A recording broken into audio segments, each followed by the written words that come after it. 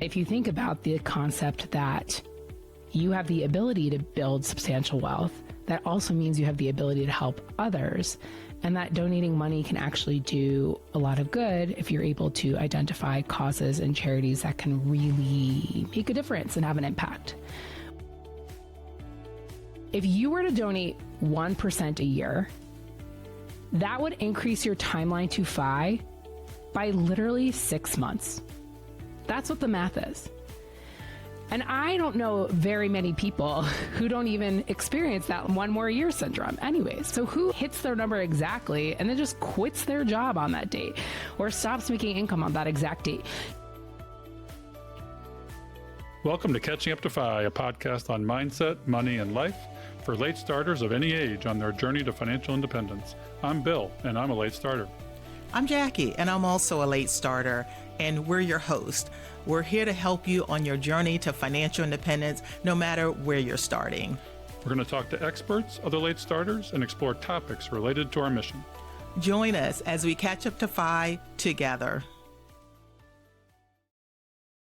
Hello, and welcome back to Catching Up to FI. I'm Bill Yount, and unfortunately, Jackie is not here with us today because I only found out about our guest yesterday and her message, and I took a deep dive in the last 24 hours, and we decided to connect and have a conversation. I'm like, we just got to record this. This is too juicy not to just have a recorded conversation. It's about giving, and it's a big focus of mine now that I'm FI and especially.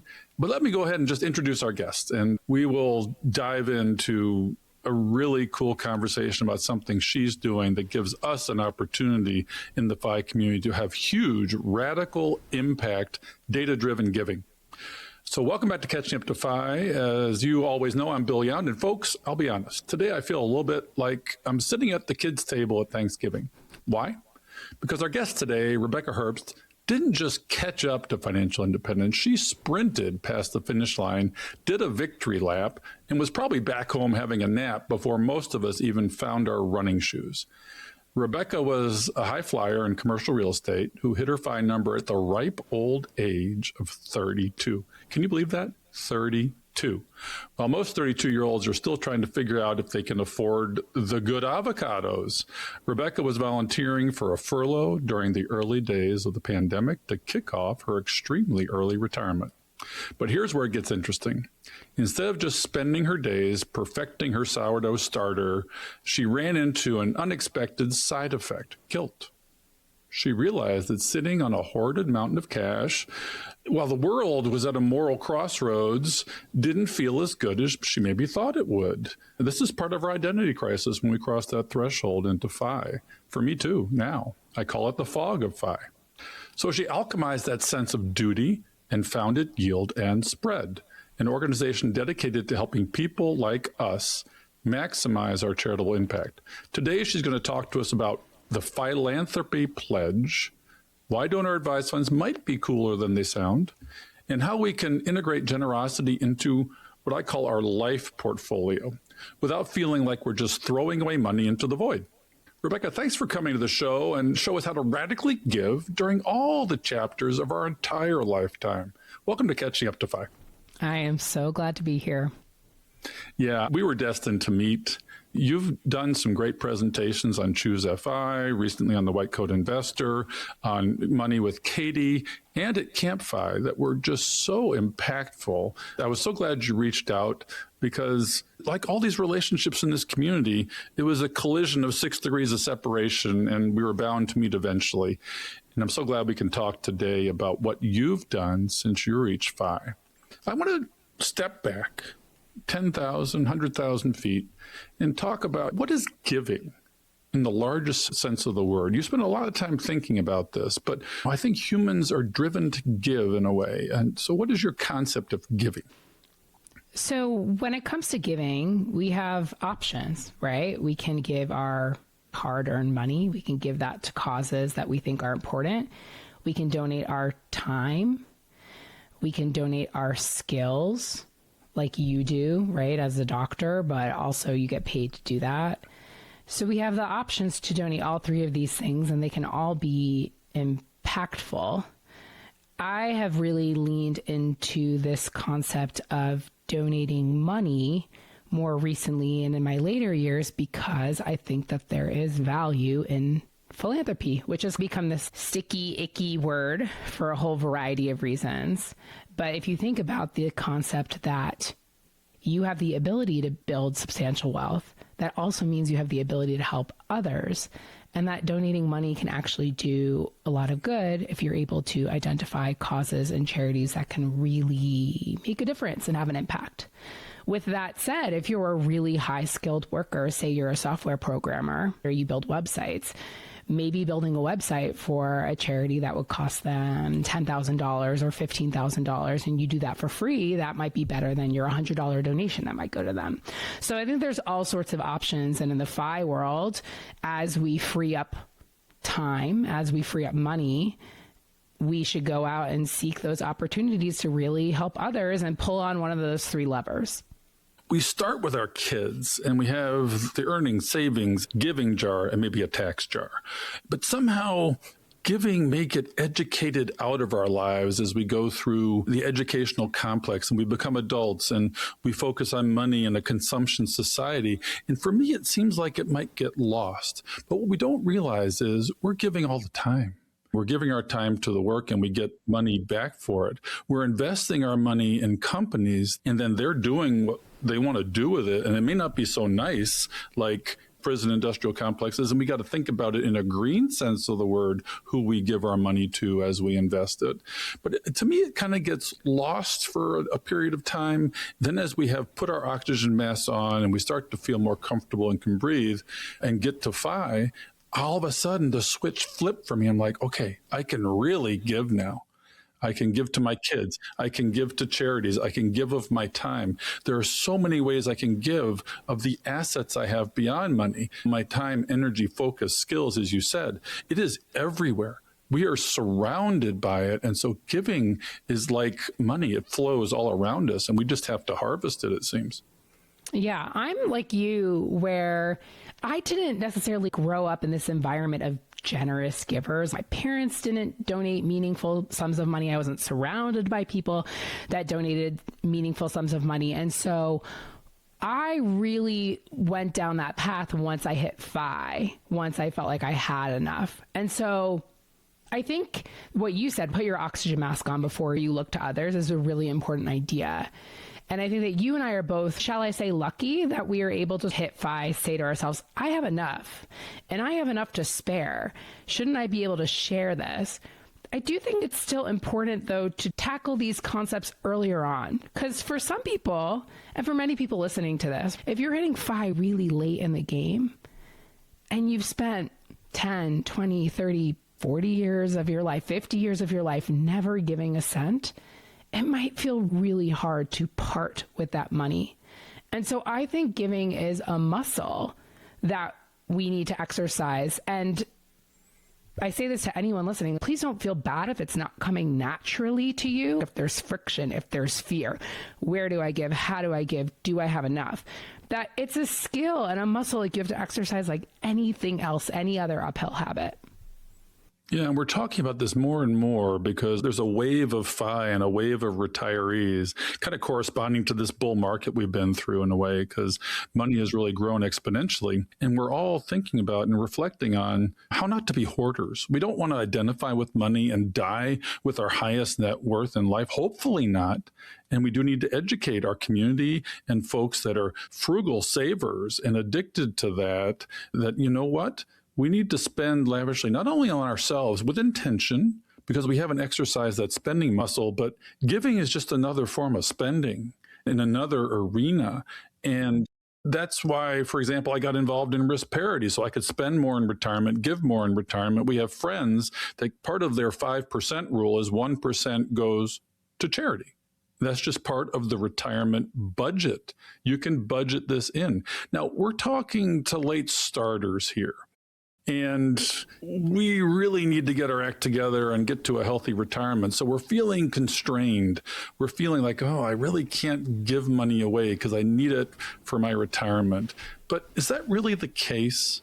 Aren't there littler ways that we can, along the way, have a living, giving plan? So let me dovetail off of that 1% comment you made, right? I can't remember where I saw, Bill, but that the majority of your listeners earn somewhere between 100K to 200K a year. So let's just go on the low end, right? So let's say you make $100,000 a year. And let's say you spend $70,000 a year. You're dialed into FI, figuring out that you need to save more. You're in that process of using Monarch money and tracking your expenses, all those things, right? So let's say you make 100K, you spend 70K, that's a 30% savings rate. If you were to donate 1% a year, that would increase your timeline to FI by literally 6 months. That's what the math is. And I don't know very many people who don't even experience that one more year syndrome anyways. So who hits their number exactly and then just quits their job on that date or stops making income on that exact date? Usually people are working a little bit longer, or even then, if they pull the retirement trigger, they end up earning some form of income afterwards anyways. So in the scheme of things, we're talking 100K a year. That's $1,000 a year in donations, extremely doable. And an extra 6 months of working. And by the way, we've seen these market returns anyways. It's probably not even the case, but we're just running the numbers. So I created something called the FIlanthropy calculator to just showcase people this simple math. If you were to just donate 1%, 2%, how much does it actually impact your timeline to FI? Now, if you were to donate, say, 10% a year, that's obviously a huge commitment and that's nothing to ignore.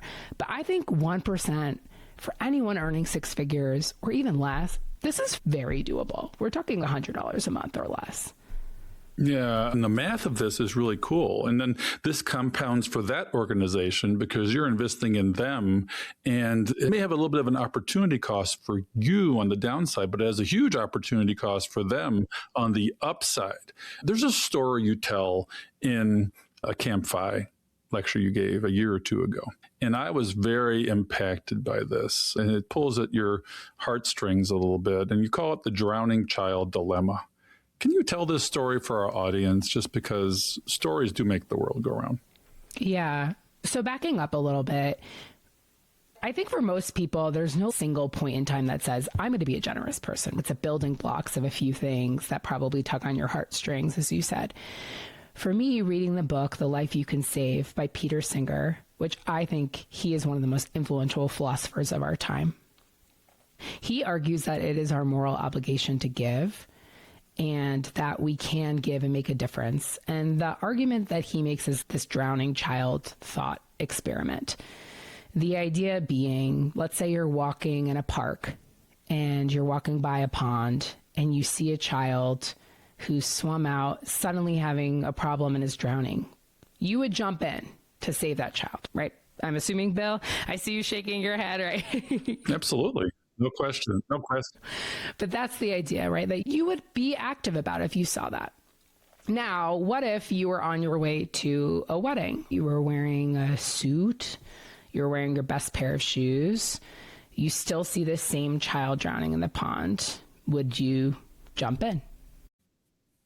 Yeah, no question. And you see videos of this all the time. We all rise to this occasion. Right. And so most people at Camp FI, they were like nodding their heads and saying, yeah, of course I would. So what Peter Singer says is that, well, yes, you could be a hero and jump in and save that child, but we're not necessarily confronted with this every day in our everyday lives. We don't necessarily see children drowning in a pond, but there are children suffering everywhere, dying of basic things like diarrhea, malaria, vitamin deficiencies, and that we could be helping them. We're just not being faced with it every day. So something like the cost of a pair of shoes, we could be donating something like $50, $60 and actually saving a life. It's hard to be confronted with this type of information because we feel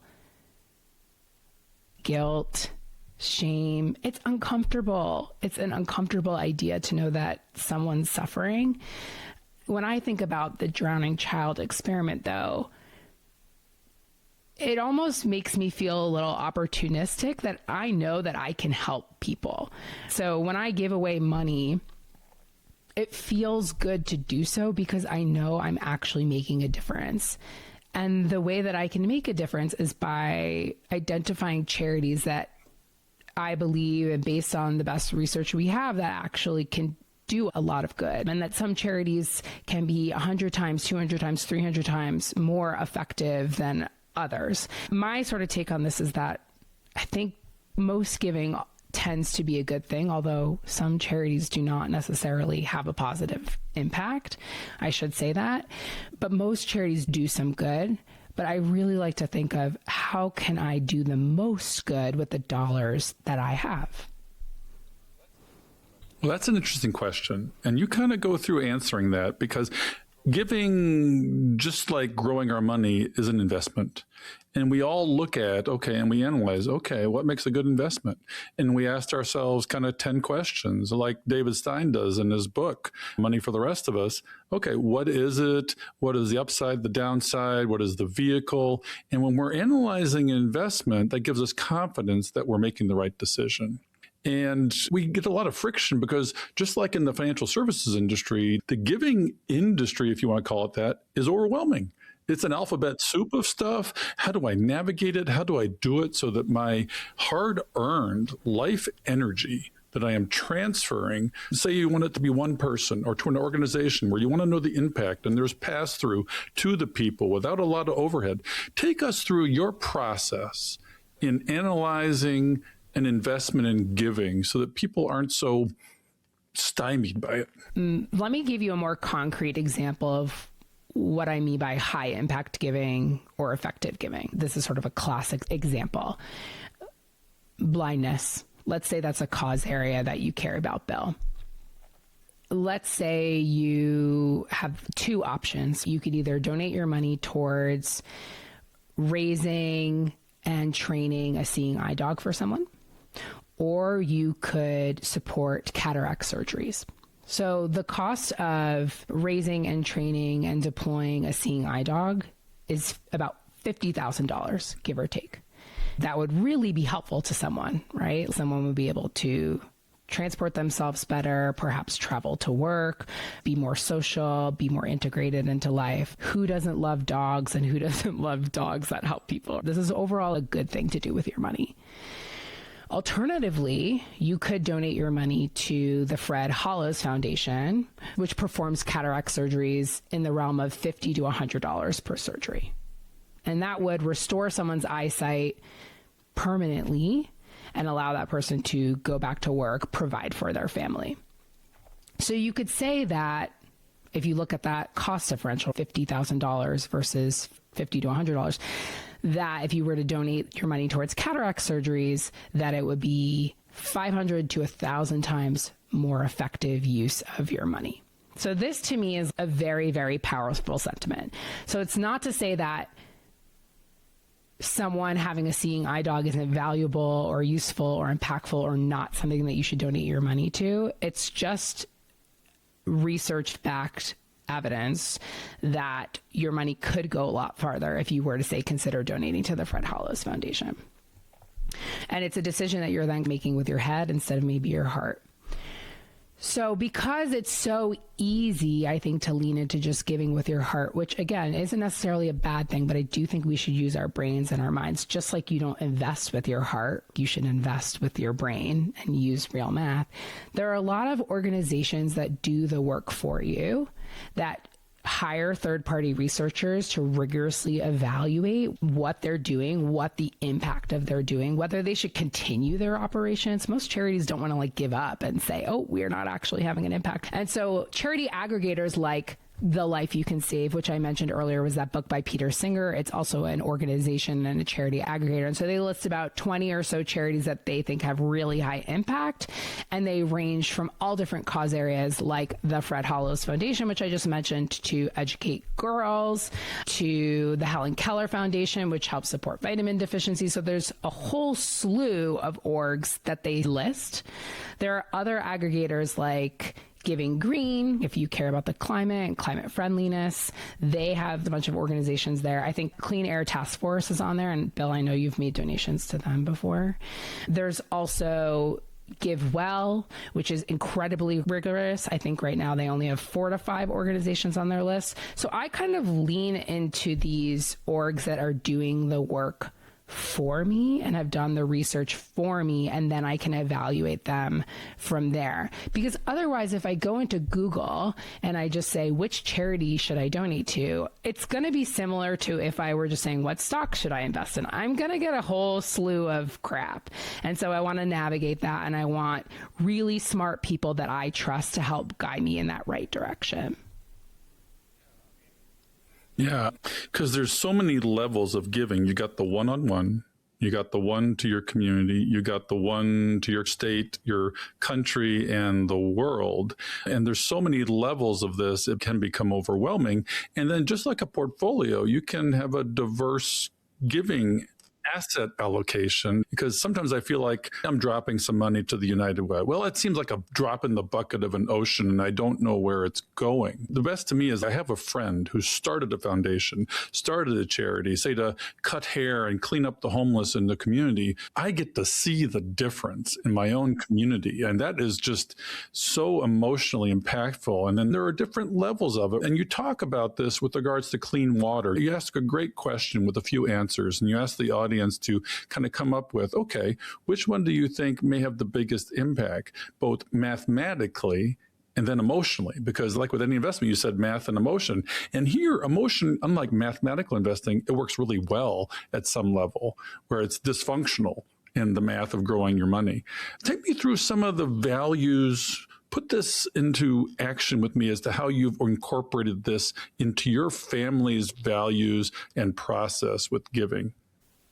So emotional giving is a good way to raise funds for charity. Pull on someone's heartstrings, tell a personal story, and connect the dots for someone. If you are a rare giver, like a reactive giver, as I call it, then the emotions are going to lead the way. Someone's going to ask you for money on the street, maybe. You'll see a campaign come across Instagram, something like that, or you'll receive a letter in the mail that's fundraising, right? You're an emotional reactive giver. If you can become a proactive giver, if you and your family set time, say once or twice a year, to research the charities that you think are important and impactful, then you can get ahead of this emotional giving. And you can potentially have time to process those emotions. So if someone asks you for money on the street and you weren't thinking about giving money at that time and your head was lost in the clouds and you're thinking about your portfolio, like it's very quick and reactive. And so it's not a bad thing to give money to that person or to that fundraiser. It's just more you haven't been thinking about it. So me and my family, and by my family, me and my husband, I have a toddler, and as I told you, Bill, I have a 6-week-old. So we're not talking to them about these things just quite yet. But we sit down once a year and we say, look, what are the charities that we believe in? What are the charities that we think are going to do the most good?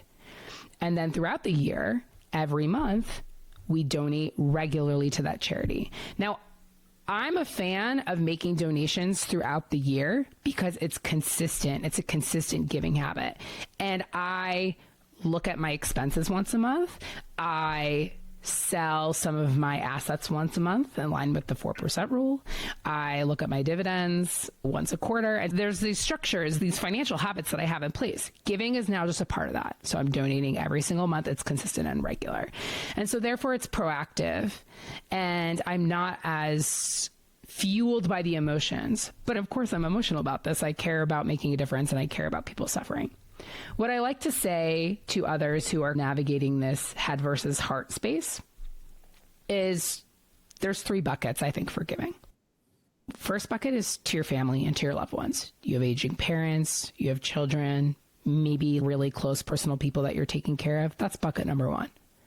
Bucket number 2 is those emotions. I just really love animals, and there's so many dogs out on the street that need homes and I just want to donate to my local animal shelter, things like that. Or you have a friend who survived cancer and is now raising funds because they're running a marathon. Those are those emotional things.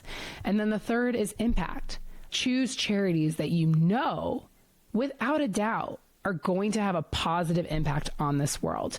And ideally, bucket 3 and bucket 2 have some overlap. The emotions are connected to the impact. I think oftentimes we frame it as, oh, you're giving with your head or you're giving with your heart, and they're completely bifurcated, and that's not true, and it's certainly not true for me. But I think that's an easy way to think about it and to relieve yourself of the stress of having to choose the perfect charity. We have 4 assets in life: time, energy, attention, and money. And we always think, oh, money is the critical one. That's what everybody wants. For example, we give to our local children's hospital because we love what they do. We bring our dogs to the hospital every Friday and visit with the kids with cancer. And all of a sudden, I'm on the volunteer board of the hospital. And this kind of grows.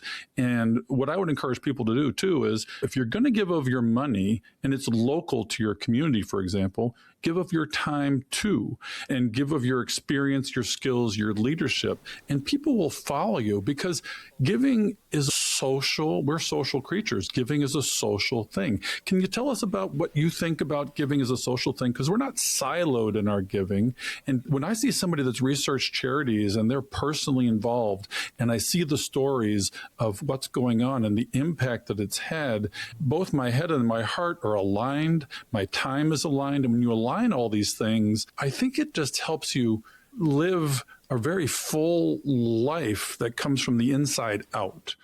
Right. I'm firmly of the mindset that giving can be selfish. You don't have to give anonymously and you don't have to give without meaning. I'm firmly of the belief that giving is giving. That's the important piece of this. And if it helps you, wonderful. If it helps you build a happy life, wonderful.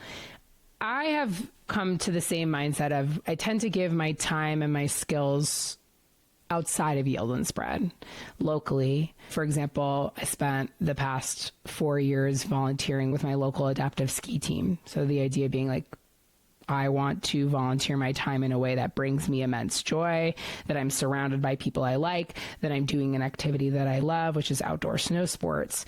And then my money is going abroad where really it can go a lot farther because just the cost of helping to save a life, you get economies of scale when it's cheaper outside of high income countries.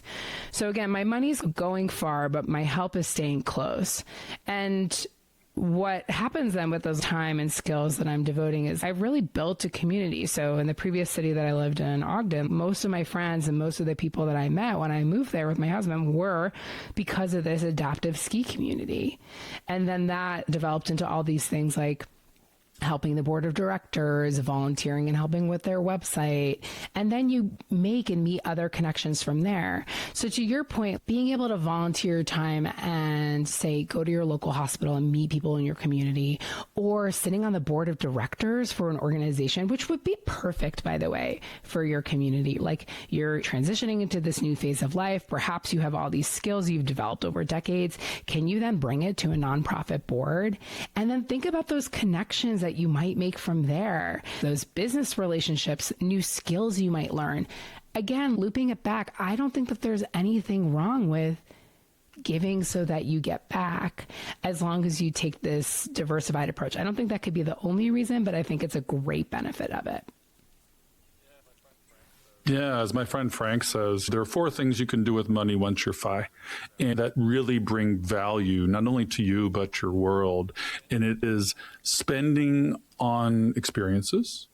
It is establishing new or enhancing old relationships and spend money on those. If you dovetail a trip with friends and not just your spouse, all of a sudden you've covered a lot of bases right there. It's giving it away to close in, like you said. I'm very focused on helping my kids in their 20s and their lowest income years build wealth not transferring the money, but building true wealth so that they can focus on other aspects of saving. I don't think I'm spoiling them as long as you educate along with passing the wealth, and they will be good stewards of their time, their money, their attention. And I don't know how charities would do this, but you can subtract all the things from life that you don't like doing, like mowing the grass and whatnot. Those are the 4 things you can do. Maybe the 4th one isn't so charitable and it's more selfish, but it does free up your time to donate it elsewhere. So in blending all of these ways to spend money, once you're financially free and you own your time, you have autonomy of time, you have the money to do this, and you can get lost in the overwhelm of this transition. And then you got lost like this in the transition a little bit. You had a bit of identity crisis, and this is where you found your next life. I would have worried about that at 32. I'm like, well, I don't feel so bad being a late starter because I don't know how I would have spent the next 60 years of my life not earning human capital. And that's another point, actually. You gave up the opportunity of continuing to build human capital, which, say, for example, you could have continued working and donated your entire salary to organizations and transferred your life energy into cash flow for a business. Do you worry about that at all? Because you reached enough at 32. Because it's interesting. Maybe you can take us through kind of the numerical journey and what was your enough? And it may not have been as much as people think, like, oh, she made millions of dollars and can now do all this stuff. I think your numbers were a little more humble, if you're willing to share. Yeah. So I think there are a few questions in here. Let me try and summarize them. The sort of trade-off between continuing to work and continuing to build that capital, to could I have continued working, or this concept of earn to give, which is actually a lot of people do that. They continue working and try to donate as much of their salary as possible. Very ambitious people do that. And then the third is my financial statistics. So are you still hanging out on LinkedIn, Bill? Oh, yeah. I like the crowd there, actually. I think that's where we met. So I came from the world of commercial real estate. My LinkedIn feed used to be just like all commercial real estate. Everything from what cities are people investing in, what assets are they investing in. It was a very, very niche world. What's been really fun over the past 6 years that I have transitioned out, I've seen that feed go from commercial real estate, built environment, urban planning, to the nonprofit world, to people who have give. And we'll talk about this pledge in a little bit, but I know hundreds and hundreds and hundreds of people that have taken a giving pledge, and they all have a little orange diamond next to their name on LinkedIn to signify that they've taken this pledge. My feed is just full of people like this now. So in the realm of like, are you worried about that you're not developing human capital anymore? It's a different set of humans now. The connections I've made are expansive, they're wide. Obviously through the FIRE community, which you've said, thank God, what a beautiful community. How many beautiful friends have I made from this? And then from the giving community. And I have a lot of colleagues that I love from the commercial real estate world. I'm not knocking on them, but I really love this new community and I learn from them. So if my best friends are all giving 10% of their income away, which I do too, I'm way more likely to give money away. The people I was surrounded with in the commercial real estate community were not doing that. And if they were quiet about it. They weren't sharing it. So I will say that the human capital is there, it's still there. To your second question, could I have continued working and donated all that money? But I actually get that question from these super ambitious young people who haven't yet hit the workforce, who haven't experienced burnout at all. Working a job that you don't necessarily find that you love anymore and showing up from it 9 to 5 every day can be a little soul-sucking. I think we can agree to that. Although I did really love my career. I don't think I ever really got to that point, but for many it's like that. And so I could have, say, donated, I don't know, 6 figures a year, $100,000 a year, $150,000 a year, and just kept working. But the work that I do with yield and spread, I now can magnify that impact. So I could have just donated that $100,000 a year, or I could say coach 5 people a year who are donating 10% of their income and have that same impact. And so one of the things that Yield and Spread has is the philanthropy pledge, which is a commitment to give a portion of your income to charity. And that could be 1%, 2%, 3%. The goal here is to get as many people donating 10% of their income. Some people take a wealth pledge. So say they're donating 0.5% of their overall wealth, their overall portfolio, or 1%.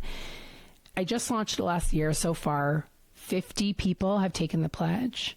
The impact of that, based on the best estimates that we have, is that's like about $1 million of giving over the course of a lifetime for these individuals. That is way more money than I could ever move myself, just over 10 years of time. So that argument of being an influential person, donating your time, your skills, your voice is important here.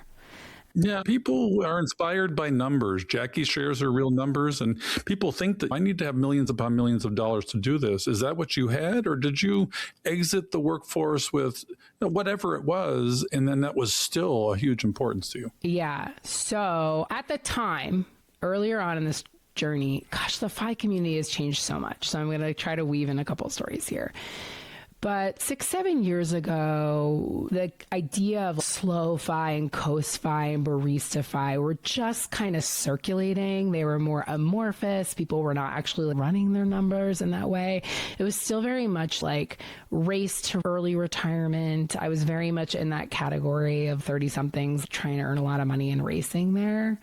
So at the time, me and my husband thought, okay, maybe we'll spend between $60,000 a year to $80,000 a year.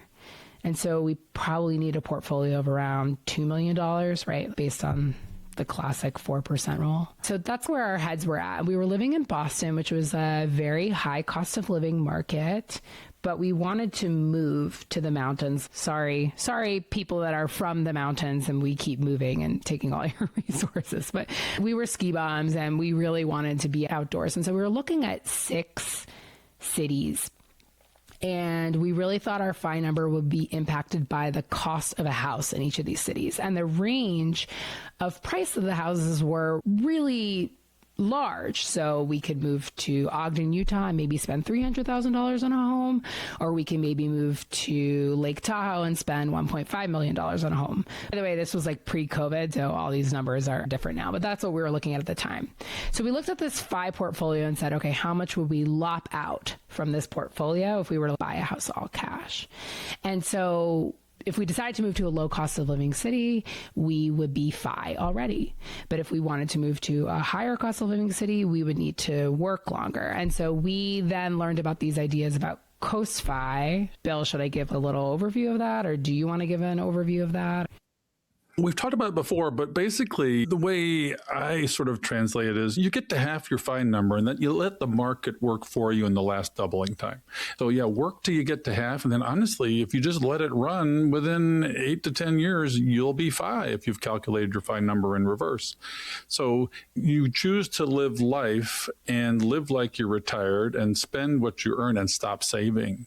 And that is a really courageous thing to do, I think. Yeah. So we started applying that to us. Instead of saying like, oh, I need to work 3 more years in this really high income job. At that point, I was making around $200K a year. Instead, I said, okay, instead of working 3 to 5 more years so I could afford a house in Lake Tahoe, I can just earn about 6 to 8K more a year. And so that made that feel just way more doable.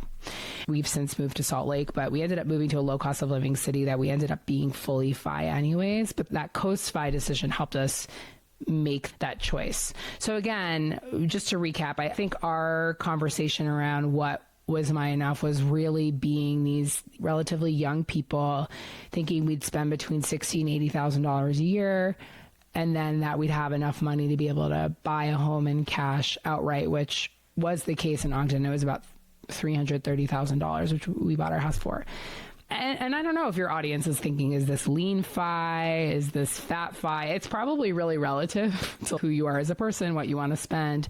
What I will say is, since then, we have moved from Ogden to Salt Lake, which is a more expensive city.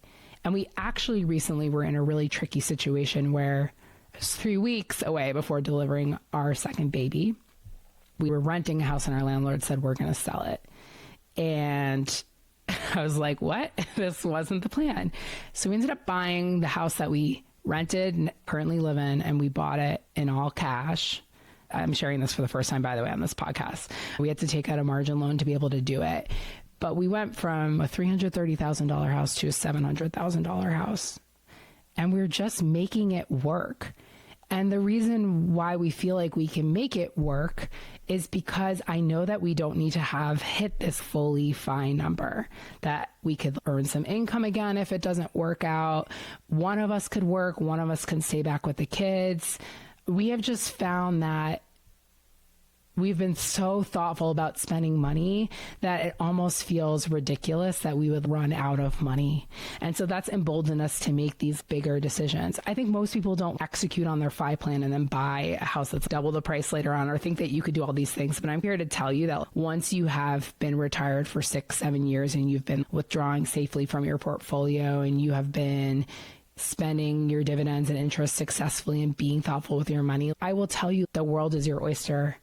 And for all that, just to loop it back to the theme, is it makes me so much more confident in my ability to give money when I'm able to do all these amazing things and handle these unexpected circumstances, like a home just coming on the market and us closing in 10 days, which is crazy.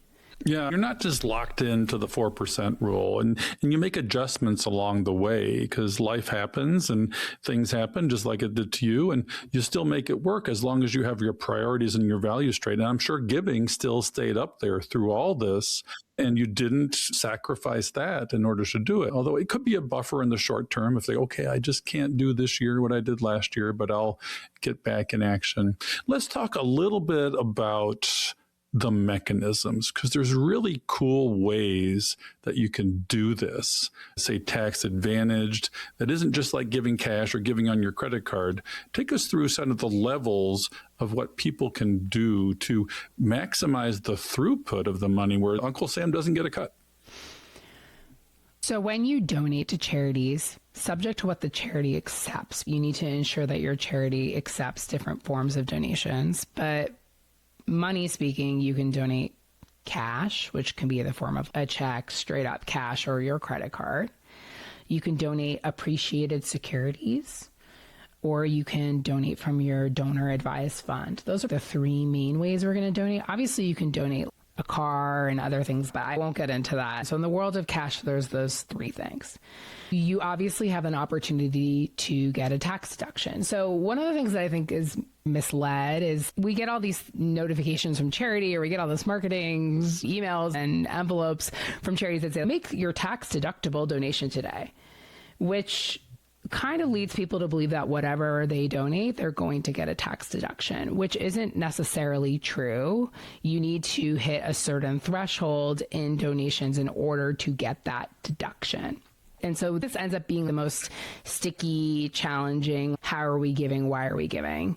Previously, you had to give enough that you exceeded the standard deduction in order to itemize your donations and actually see a deduction on that. And so for most people, if you're giving $3,000 a year, $4,000 a year, $5,000 a year, unless you have enough things that you're claiming deductions on, you most likely wouldn't see a tax deduction on that. So we really have to be giving meaningful sums of money, like 5 figures or so. Come 2026 tax year, there's a new tax law that if you donate cash to 501c3 public charities and you claim the standard deduction, you can get $1,000 tax deduction as a single filer and $2,000 as married filing jointly. So I'm really excited about this because it's really doable. Looping back to that example earlier, if you make $100,000 a year and you take the 1% trial pledge with yield and spread, say for the year, to just see how you feel and see how you do it, and that equates to $1,000 a year, well, guess what? You're going to get a tax deduction on that. And that's really exciting. Again, assuming it's cash donations to 501c3 charities, which is truly the majority of what most of us donate to anyways. So that's option one. And then for those of us that are giving more, you can get a tax deduction. And then, of course, for people in your audience, if you're above the age of 70 and a half, you can make qualified charitable distributions from your IRA, and that could supplement require minimum distributions, which is a really, really, really cool option. But if you're not quite there yet and you're just giving right now, in order to get tax deductions, you need to donate $1,000, meet the standard deduction, or you need to itemize. The other option, looping back to these three things, you can donate cash, you can donate appreciated securities, or you can donate from your DAF. That deduction applies to all three of those. So some people have the idea that like you need to donate to a DAF in order to see those tax deductions. It's not true. You can give cash, you can give appreciated securities, or you can donate to your DAF. All of that will apply to those itemized deductions.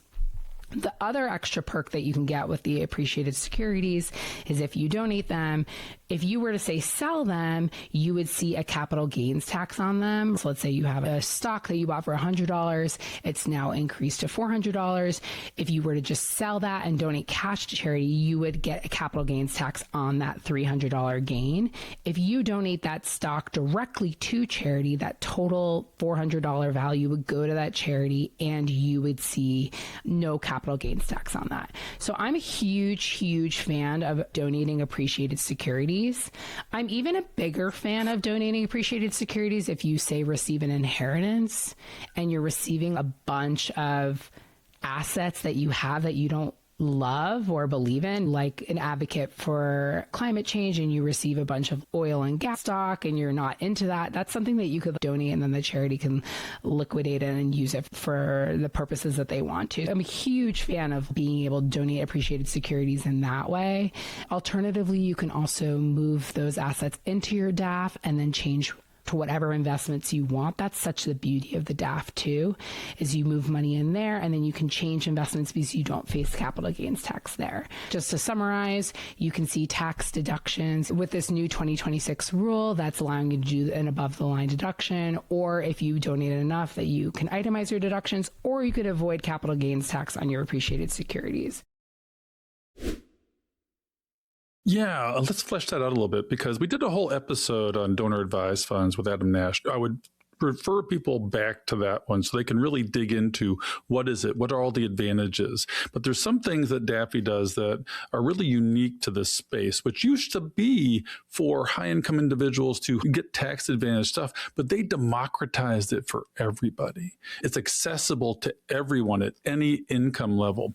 It's a social platform where you can create campaigns for your favorite charity. I created one for Movember for men's health, and just the other day, I put in $500 and they matched me $500, so my donation turned into $1,000. And these are strangers that just read your campaign where you talk about it, you post videos of it, the impact, so you can really educate them very easily on these things. And then workplaces can use these things to encourage retention of their employees and do their matches through a donor advised fund. Advisors can use this to sort of pay the low-level subscription, so they encourage their advisees to do this and create them as part of their financial plan and not be forgotten. And it makes you anonymous if you want to be, so you don't get all this junk mail and bombarded by it. And it's a very tax advantaged way to do it. So I'm a big fan of donor advised, but I want to circle back to the $1,000 deduction because I think you want to bring out a challenge to our community. And I want to make sure that people are aware of this through your organization and your website, which is going to roll out in the near future. Tell us about what you're trying to do. Yeah. So right now, Yield and Spread has a lot of tools and resources around giving and how to think through giving from a philosophical standpoint and from a financial tools standpoint. So, by the way, all that stuff that I just discussed earlier about tax deductions, about appreciated securities, we have a giving guide that you go on. It's a free download and it will take you through everything that I said in detail and more. So we have a bunch of resources around that. But then I really believe in these call to action. So the first being the Philanthropy Pledge. The Philanthropy Pledge has three options. The first is a trial pledge. So you can give as little as 1% of your income for 6 months. Just try it on, see how you feel. We've already talked about how doable that is. There's the 10% pledge, and then there's also a wealth pledge. So for many people that are approaching early retirement, or they have weirdo streams of income, it doesn't make sense to give as a percent of income. They're probably thinking about their portfolios as a whole. You could do something like donate 0.5% of your overall portfolio or 1%. There are people doing that, and it's very doable. And even I'm starting to think about my portfolio in this way. So that's this clear call to action where we can move funds. And so I haven't moved the needle on it yet. And so, Bill, we're talking about this for the first time here. And by the way, I welcome sexier names for this than the 2026 Standard Deduction Charitable Giving Challenge. So any ideas, I welcome. I really think this is a doable game or challenge for the FI community. How many people can we get to donate $1,000 if they're filing single, or $2,000 married filing jointly? And how many people can we get involved so that they can see those tax deductions? It's a no-brainer. And then we can actually see how much impact we can create together. I would love to see something like 1,000 people took this standard deduction challenge and we moved this much money and we matched this much money. So that's in the works right now. Expect to see that come out this fall. I think it's just a no-brainer. If you have not developed a regular giving plan yet and you've just been haphazardly giving, maybe more like that reactive person that I talked about earlier, this is your chance to be proactive. Why not just set it in stone now? I'm going to give $1,000 because I'm just going to meet this tax benefit. I'll do it this year. Or if that feels too much, I'm going to give $500 this year. You'll still get that tax benefit because it's up to $1,000, right? And then maybe next year you try $600, and maybe the year after that you try $700. I just think it's a really cool way for us as a community to say, let's take advantage of this new tax benefit and let's do it together. Well, I have a challenge for you too, because everybody can donate to their charity of choice. But what if we vetted a palette of choices where we could concentrate our $1,000? It's hard to agree on everything, but if we had a little palette of choices where it was 3 to 5, say, because that people can get their heads around, and then the money gets divided evenly to all of those, and then we can truly see a bigger impact to a smaller number of charities. That can be a hard thing to do, but maybe I can challenge you to think about doing that so that it's not just spread thinly all over the whole world.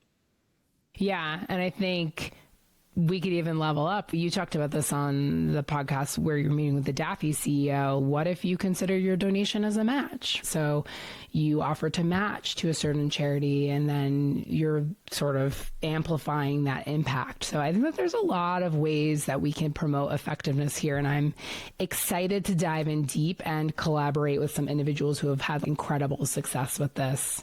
I think we can really do some good together. Yeah, what's interesting too, and I want to circle back to something we said about the tax advantages too. People are so addicted to Roth conversions now, and I think you said you were too. And then what people have to step back and realize that, you know what? Once I reach 70 with these QCDs, I can have huge tax advantages and I don't need to convert all this money because that gives me a superpower at that time. You have to balance this because it's a pretty bad legacy transfer vehicle unless you're donating to charities with it. So people think about this when you think you're getting addicted to Roth conversions, because you changed your mind on this one, right? Yeah, I'm almost like embarrassed how long it took me to realize this, but early on in our early retirement journey where we were spending very little, more like $45,000 a year, because our income was so low, we were really using the opportunity to move money from our traditional IRAs into our Roth IRAs. And we thought, oh, we're being so savvy and smart about this. And I haven't shared it yet on this podcast, but my husband and I have taken like an estate plan pledge, a commitment to give 80% of our net worth away upon our death. This is in addition to the income pledge I've taken. My kids are really young right now, so if I were to pass away tomorrow, I'm probably not going to give away 80%. But this is assuming that we're all healthy, we're all happy, our kids make it to their early 20s, things like that. 20% will go to them. They'll have a generous amount of money. 80% will go to charity. And so I'm shocked at how long it took me to connect the dots on why am I carving out all this space for Roth conversions when I most likely will start giving away massive sums of money from my IRA in my old age, just in the form of QCDs. And so over the past 2 years, we've effectively stopped doing Roth conversions for this very reason. So if you're the type of person that knows this might be your journey, you don't have to prioritize that as much. What I will say is, please don't wait to make all your giving as part of your QCDs. Because again, if you haven't given a cent or even $100 a year, by the time you reach the age of 70, it's really unlikely you're going to donate $100,000 in the form of qualified charitable distribution. So I think it's important to find some sort of balance between giving now and giving later, and that you can really do both.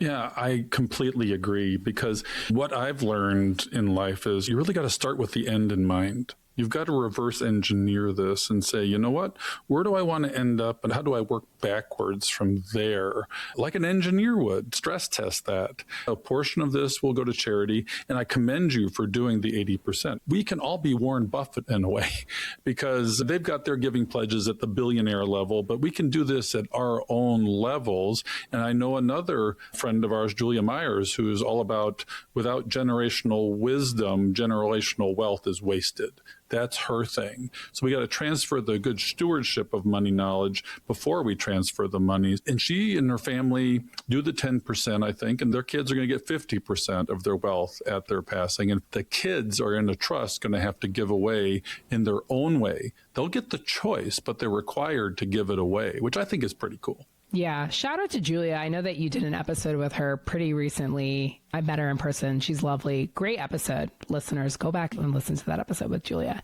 I liked your comment on Warren Buffett. I think it's so easy for us to look at billionaires and to say, shouldn't they be the ones giving money away? Not me. I don't have that kind of money. I also think that's the double-edged sword of people like me and you saying to others, saying to our community, like, oh, well, we give money away. I think it's really easy to look at people like us and say, well, they've done it.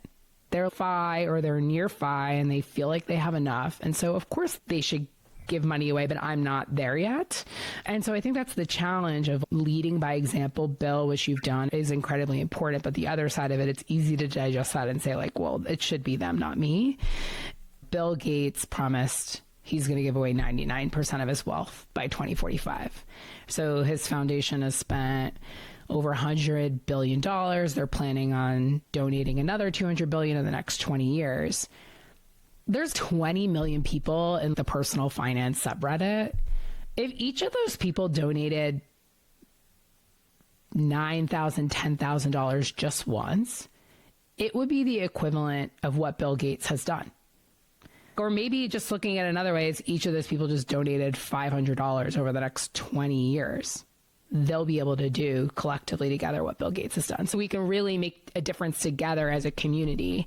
And that's what I've been advocating for in the FI world, is that we've gone through all these changes. 10 years ago, it was just work as hard as possible, get the best paying job, save as much as possible, hit early retirement. We're now in this phase of design a life you love, design a life you want to live. Money is a tool. It's not the end goal. I really think that phase 3 could be like, what is the legacy that we are leaving here? We have all these millions of people. We're all getting access to this financial education now, which is amazing and wonderful. But what are we going to do with this power as a community? And I really hope that 15 years from now, we look back on it and say, like, we shared it. We shared it with others, and it made us happier and better for it. Yeah. What's interesting is Warren Buffett and Bill Gates were inspired by a guy named Chuck Feeney.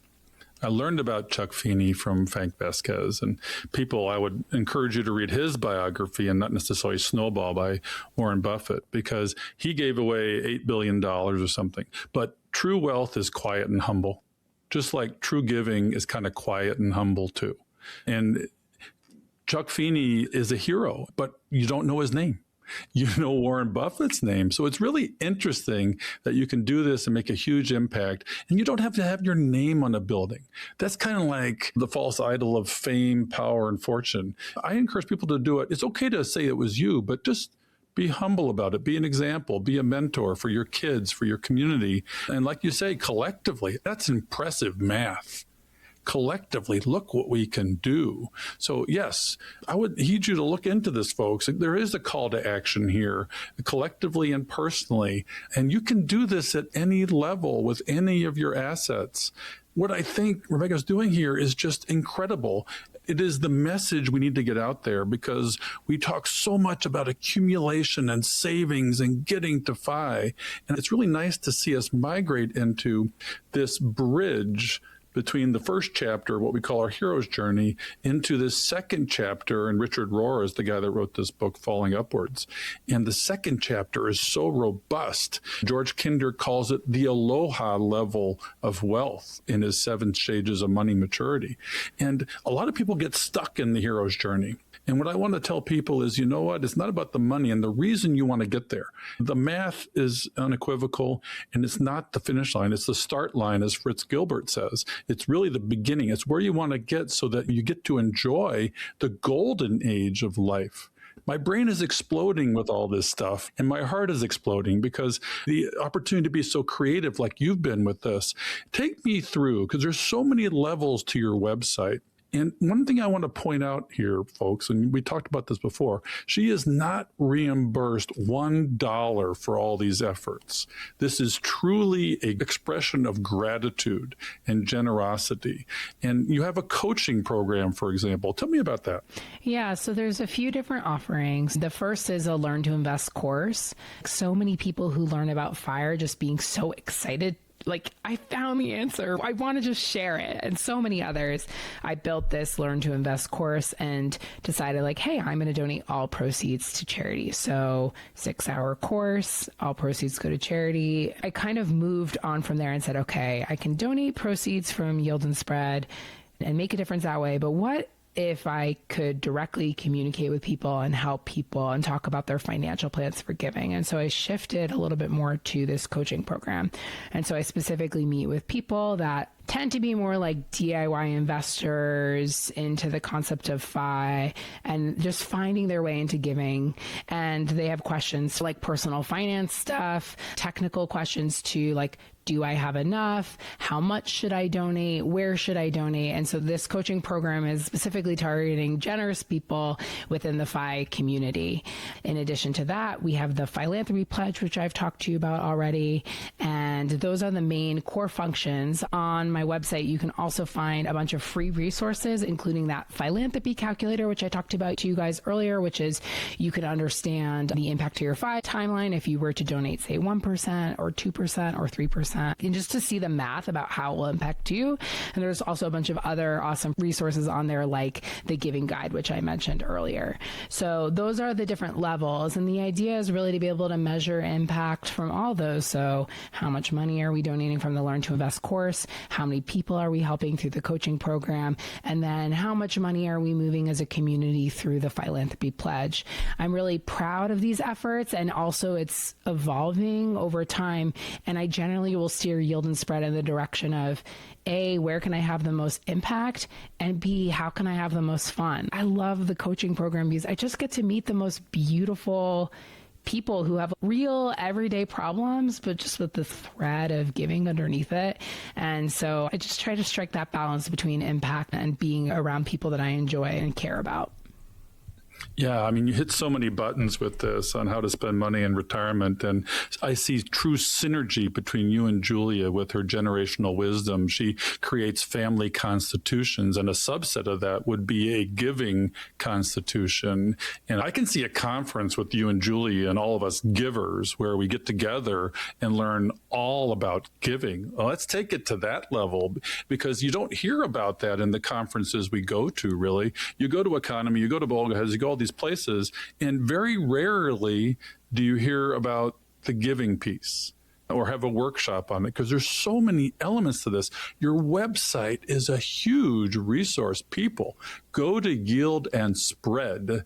That's with an A-N-D between it. You are yourself a nonprofit. Can we even donate to you? Yeah, you can.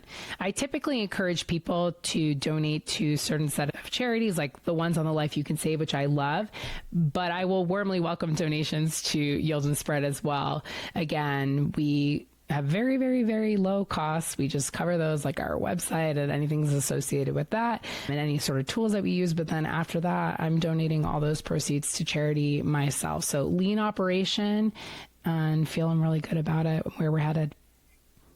Yeah, I mean, give us your top 3 most recent charity tips, because people may feel really motivated now and they're looking for, okay, what can I do right now? Let me click the buttons. What are your hot, researched, radical impact charities that you might encourage people that are maybe even personal to you, because you are an inspiration, you are a leader. Let's help you out in your charities. I do that with others, and I want to encourage people to automate this. I mean, this should be just like automating savings, automating giving, and you can do that through Daffy too. I have found charities from friends like you, and I want to donate to yours as well, and set it up. You create a generational giving machine, say at Daffy, where you're invested in what you believe in, and then you spin off 5% a year of that goes to all the charities. Okay, so the top things that I would recommend. So the first thing I would do is I would explore this $1,000 deduction for those who are taking the standard deduction and plan on donating cash to 501c3 public charities. So that's the very first thing I would do. So I would ask yourself, help me with the math, right? That's $80 a month, right? 1,000 divided by 12, $80 a month. So can you do that? Just ask yourself that right now. Can you do $80 a month? What have you spent $80 a month on? Can you do this? That's the first thing that I would explore. The second thing is I would begin to be more proactive about what charities you're choosing. So sit down yourself, sit down with your partner, and let's explore that. The first good place that you could start, if you have a cause area in mind, let's say you're trying to combat homelessness, let's say you're trying to combat climate change, let's say you're trying to prevent animal suffering, right? You can go to a website like charitynavigator.org and filter based on those cause areas. So that's a place you could start. Or alternatively, if you're just like, Rebecca, I really just want to donate to impactful funds. I want to like almost donate to the index funds of charitable giving. Go to the lifeyoucansave.org, and on it they have something called an impact calculator. And what they've done is you can put in a dollar amount. You could select from one of those charities, put in that dollar amount, say $1,000, and see the actual impact that you can have. I promise you that will motivate you to click a button so much sooner to see like, oh, I could donate $1,000 and that will lead to 20 cataract surgeries, restoring eyesight for 20 people. Like, my God, that is so powerful. All right, that's so important. You got to repeat it, because that is really cool. That is a FI-driven thing where it's like it takes math and turns it into action and impact so that people know, okay, yeah, I've saved the eyesight of 20 people. Where is that and what is it called? Yeah, so if you go to thelifeyoucansave.org, at the very top of the banner, there's a calculate your impact dropdown. You just click on that button, and in there it'll just be like, put in the money amount, choose the charity, see your impact. So head there. I promise you it will be life-changing. It's like the elevator pitch for me for effectiveness and impact. And then the last thing I would say is, if you don't know, and maybe this is like more of a personal prompt, more of like where I'm donating my money. If you don't have confidence in choosing a charity, right? Because you are choosing like a winner charity and a loser charity here. You do have to make that choice. You can't donate to every charity ever. I would consider the concept of cash donations. As I get older, I'm not old yet, but as I get older, I'm not seeing the world as like black and white anymore. Like I should donate to this cause or this charity or this specific item, and that this charity does this work and this work is good for people. I really got into a place where I believe that people who need help deserve the dignity to make the right choices for themselves. So someone who is suffering might want cash to put a roof over their head. They might want cash to send their child to the hospital and get medical treatment. They might want cash to get their child into school. They might want cash to build a farm, right? I've kind of come to a place where I want someone to be able to choose for themselves what is right for them and that they know what's best for them. So I've kind of gone all in on this organization called Give Directly, which does cash transfers, direct cash transfers to people that are the most impoverished and the most in need.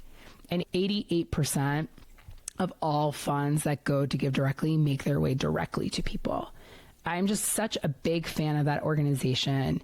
And it's when I donate there, I have gotten to this place of like, I feel really good about this, and I feel really good that I'm letting someone make the right choice for them. So I would encourage people that are struggling, again, with like, how do I choose a charity? How do I choose among all these causes? Getting overwhelmed by all these options, that like, by donating cash directly, obviously within strong structures and guidelines, you don't have to make that choice. The person who needs that money is making that choice for themselves. You're bringing tears to my eyes. I have learned so much today, and there is so much more to learn. I think your website aggregates a lot of this. And that last charity you mentioned is on my list right away, as is your own website, to help you grow this. And I really want the late starter community. I want the entire FI community. We are large, we are powerful, and we are even more powerful together, just like better together. Let's work together to make a difference in things that matter to us. Let's harness that giving energy that may build throughout life. And that exploded for me when I became FI. It was my first thought when I became FI. And first thought went to my kids and how can I help them build wealth? But then it was also, all right, there's all these opportunities. All right, Becca, I can honestly say that I have never cried on the show. You didn't make me cry. Just the content made me cry. In telling our stories and sharing our stories and sharing our vulnerabilities and embracing the vulnerabilities of others, that's how we find trust, transparency, truth, vigor, and energy to not only catch up to 5 for ourselves and admit that we're human, that we make mistakes, and that we are resilient. We will rise above, and not just for ourselves, but for others in our community and the larger world. This is such an integral part of what this community is about. I just want to reach people outside the bubble. Yeah. How do we do that? Yeah. I just want to say I'm very recently postpartum, so I don't know whether it's the hormones or the conversation. So I also was starting to tear up. It's just really beautiful to be able to connect with someone like you and others in the FI world on this subject. Like, how crazy is it that we're both into these two very unique things, right? It is really off the beaten path, I think. You mentioned earlier we should all get together and meet somewhere. How cool would it be if when you walked into Economy, in addition to being presented with your hundreds of FI friends, that there's just a generosity table and there's people there doing things that are generous in all different ways, like you and your podcast, Yield and Spread, Julia talking about generational wealth, Ryan Brennan, who does volunteer trips. Oh, that is so cool. I meant to give him a shout out, FI Service Corps. And we still have to have him on the show where you can get your hands dirty with this stuff. Yeah, thank you. That's, again, my postpartum brain. I can't remember names for everything right now, but Ryan is bringing people together who want to do good together. I think it can be real for me. I think it can be very hard to go out into the world and say, I donate 10% of my income. I donate 80%, or I plan to donate 80% of my wealth. I know I just said it nonchalantly earlier, but it's been like years for me to get to a place where I can say I'm doing these things publicly. And now I'm asking other people to do it publicly. The idea, though, is if not us, if we're not going to talk about it, then who's going to talk about it? This whole community is really based on wealth accumulation. So I'm really impressed by the people that are talking about giving some of this money away or spending it down, or what are we doing with this money?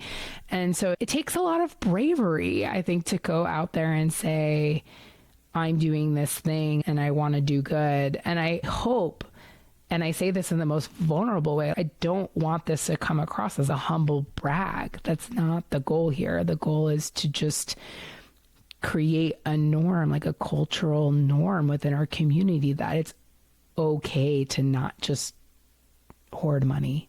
Yeah, let's give a shout out to a couple more people. The people that in our community have taken your pledge. Yeah. Just tell, this is possible. I know that you said Jim Dolly, my friend, the white coat investor, has done it. Leif Darlene, Physician on Fire. There were a couple others that have done this that are well known in the community. Yeah, Doug Norman, Military Fi, he's taken a wealth pledge. You guys, he's pretty active in your Facebook groups. You guys know him. There's been a bunch of other people that are not necessarily like writers or bloggers that are just everyday people. Like, there are a lot of people that hit fire and then don't write about it or talk about it. They've taken the pledge as well.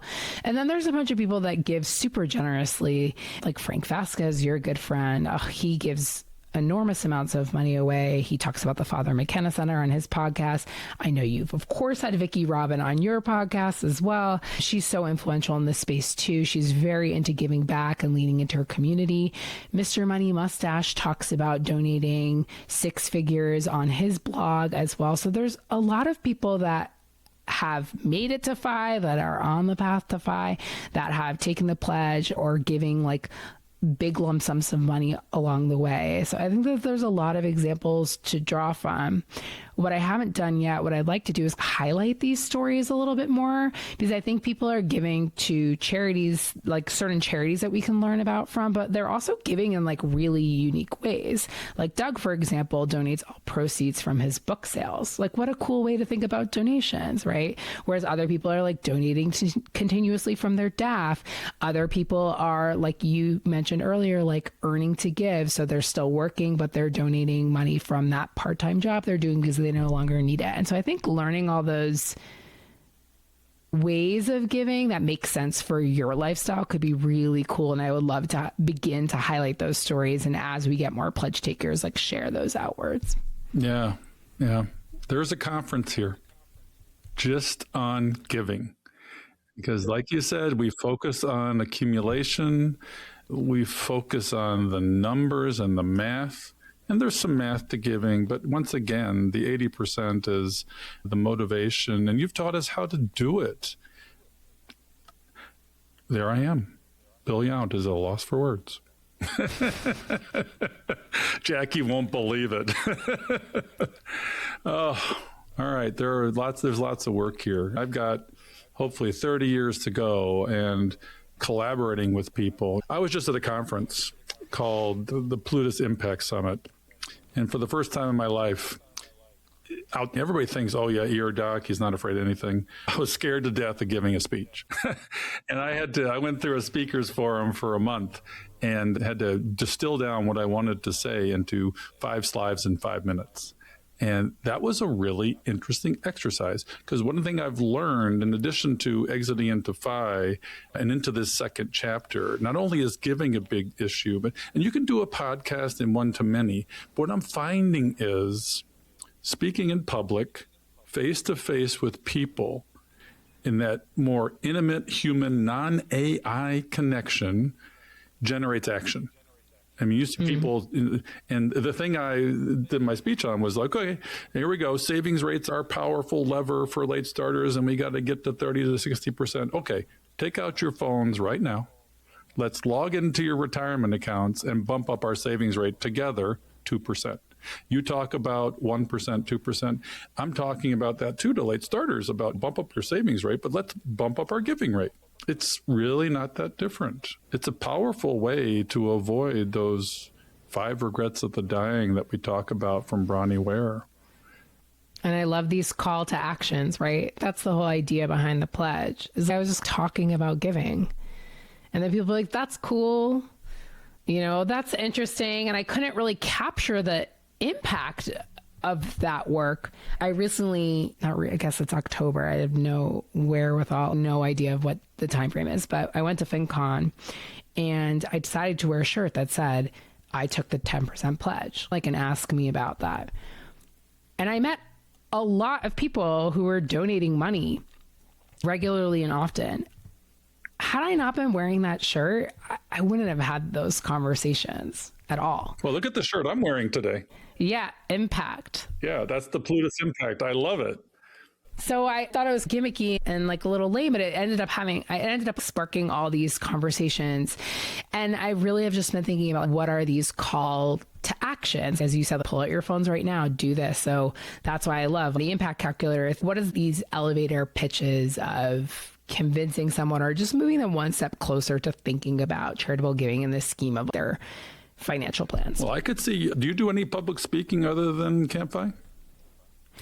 Yeah, I've done, so I kind of float in these two worlds. So I've done a lot of speaking, podcasts, in-person type stuff in the FIRE world. But then I've also done a lot of the finance stuff in the charitable giving world. So I've done a lot of, here are the top 5 things that you can do to optimize your financial plan so that being generous doesn't feel stressful and you feel good about it and feel confident about it. So I kind of straddle these conversations and put on a hat about, am I talking about finances or am I talking about giving, which are really one and the same, but it's really tailored to the audience that I'm speaking to. Yeah, this is like a Venn diagram where they really overlap and it gets you into the real world, and giving can get people into the FI world and then vice versa.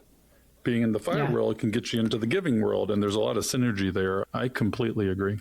Wow. And there's so much overlap too. So if you're thinking about giving to high impact organizations, you're obviously thinking about giving with your brain. And so you're thinking about optimization. How can I optimize my dollars? If I'm going to give them away, they got to do the most good they can do. It's like a natural bridge to FI, right? It's just we're just communities of optimizers overlapping. And we're all just thinking with our heads. One of the most impactful books I've ever read, too, is called The Go-Giver. I don't know if you've read that.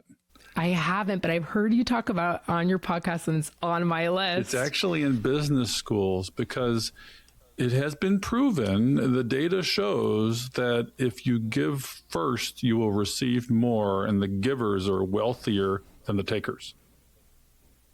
If you have a taking mentality, this was a salesman who had a mentor, and the mentor said, you know what? You're out here to solve people's problems and give them solutions. And you may struggle initially, but then there's a hockey stick to this, just like compound interest in giving. What are you doing? Really, people want to give back and help you with your mission. So it's very synergistic, and you can start small and it may take time to get there, but it will really grow. Just the compounding of your wealth, compounding of your giving. But in giving first, you tend to receive more, even for the late starters. I have a lot of late night feedings right now, Bill. So maybe I'll add that to my audiobook list for next, well, for the next night. We could obviously talk the rest of the week. You're out in Utah. I'm going to be at Bogleheads with Jackie in November. I don't know if you can think about coming with, even with your small kids, because they actually need to hear a giving speech. The Bogleheads need to hear this message. So if you don't watch out, I'm going to tell Jackie to get you on as a speaker there, because that's happening right now. It's funny. There's one fellow who's taken the pledge, and about once a year he writes into me, why haven't you applied to speak at this conference? Literally once a year he writes to me, this fellow. It's on my radar. Yeah, I think it's so interesting because I see people like you, and I see so many folks in the FI space that are just leaning in, showing up to all these things. And I'm like, oh, I want to do this, and my babies and all these things. So I'm trying to make it work. Well, an inspiration for you should be Naseema McElroy, because the first time I met her, she was 9 months pregnant with a baby in her arms, and she was at FinCon. I don't know if you noticed in that Camp Fi talk, You were pregnant? I think I was 5.5 months pregnant. Yep. Yeah. You sure were. I look forward to meeting you. I'm going to encourage you to think about it. And I may, just like Bernadette Joy, who was the leader of the conference at Plutus Impact. And I have to tell you, we're going to have her on the show because, my God, she's the Donegan, a Filipino Donegan. She has so much energy. Wonderful. She inspires you and holds you accountable and gently bullies you into taking action on your own ideas. I met her for the first time at FinCon. She invited me to her conference. The ticket was expensive, and luckily we were getting an award, guys. Catching Up to Fi got a Plutus Impact Award, Jackie and I did. So I was motivated to go for that. But what really motivated me to go was they took away all the friction for me to go, because they said, you know what? We think you're a voice in the community. We're going to waive your ticket fee. We want you to join this speakers workshop bureau. And this is just because. And I was like, yeah, I want to get on stage and tell stories and give messages. So it was a beautiful thing. And I think the Plutus Summit will try and educate all these speakers, but speaking is one of our great fears in life, right? And even as an emergency doc, I admit this is much more scary than running a code blue. It's so interesting because I was effectively like a consultant researcher in the commercial real estate space. So like my entire job was distilling complex research studies or like sort of Six Sigma consulting studies into these small short form presentations. So it's like this one space that I feel really comfortable in. But as I've leaned into more of these giving conversations, like I said earlier, like I've been so scared of this like humble brag concept, but I really think I'm getting to a place where it's okay if that's what some people walk away from. Oh, look at that goody two shoes. Well, you'll get to the point where you're 60. You'll get to the point where you're 60 years old like me and say, I don't give a fuck what they say. I'm good with myself. I'm doing this for the right reasons. And you know what? If they don't like what I'm doing, then fine. Move on and do something else. Just don't be a troll and try and take me down. We need more positive energy like yours and Bernadette's, and so much positive energy that we have in the community like Alan and Katie Donegan. You can harness positive energy. What people remember is how you make them feel. So why not make them feel good? When giving makes you feel good, right? Yeah. And can I also just like softly say as we wrap things up is like the Fi community is so generous already. Like how many people, the Donegans just teach this free course, right? Like how many people are just giving away this life-changing information for free? So I think we have such a strong foundation for generosity with our time and skills. And so many people are doing the money thing too. So we're like right on the cusp of having big change. I actually think we're like right there. Yeah. And it's not as full of friction as we think that it is, because really people give. People care. I've already put together a conference with you, Julia, Ryan Brennan, Catching Up to Fi. And you know what? This is a conference that hasn't happened yet. So look for it. Maybe we'll, even with your young kids, maybe we'll find the energy. Yeah, babies in tow. Oh, I just want to say it's really wonderful to be able to have this conversation with someone who also is taking those steps to give and doesn't view it as a sacrifice. So I think this has just been a really robust and beautiful conversation. What I would say to late starters, and again, I am still in my late 30s, and I know I'm that classic, like early retiree example, but what I would say to people that are older is oftentimes we think that people that are like above 60 or above 65 years old are the ones that are giving the most. And the data doesn't necessarily show that or prove that. So I would just say, don't wait. Don't wait until this like fictitious Fi number to explore this. Start now. Start with the people that are important to you and meaningful to you. And whatever resources that you use to build your finances, whether it's Monarch, you need a budget, Bolden, like whatever tools that you're using, just be a little proactive and take the smallest step. There's nothing to be ashamed about. If it's $20 a month that feels right to you, do it. Start with 20, because then tomorrow it could be 21. Tomorrow could be 22. So I really just want to, I guess, just address like the shame and guilt around this. to not let it bog you down in the process, because it doesn't serve you. It doesn't serve anyone else. And it's okay that you haven't started giving yet. Just like it's okay that you didn't start investing it till later. If you didn't have the resources around this and the community around this, then why would you have done it? Right. So I'm just here to say, like, please be kind to yourself, and it will make it so much easier to be kind to others. Wow. Be kind to yourself, and it will be much easier to be kind to others. It does start with us, and we do this together. And we like to end every show by saying, it's never too late to start. It's better late than never. And it's always the right time to catch up to FI together. I would add today, it is always the right time to start giving generously. Thank you so much for being with us here today.